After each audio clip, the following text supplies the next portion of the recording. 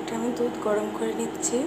ছেলে বলছে দুধ পাউরুটিকে দিয়ে খাবে, তো আমি এখানে দুধগুলোকে ভালোভাবে জাল দিয়ে দিব আর স্বাদ মতো চিনি দিব।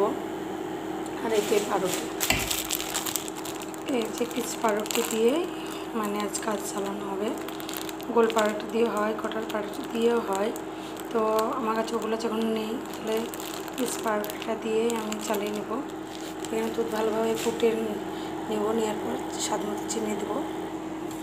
এখানে আমি স্বাদ মতো চিনি দিয়ে দিচ্ছি, যে যেরকম মিষ্টি খাবে সেরকম দেওয়া হবে। আমি এখানে অল্প মিষ্টি দেব, বেশি মিষ্টি খাবে না, তার জন্য অল্প করে চিনি দিলাম। এখানে আমি দুধটাকে ভালোভাবে নেড়ে নেব।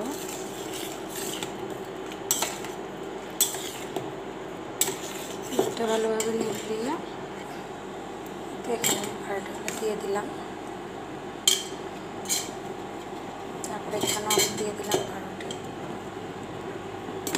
এবার আমি উল্টিয়ে নেব একটু ভালোভাবে, দিকটাও আমি উল্টে নেব।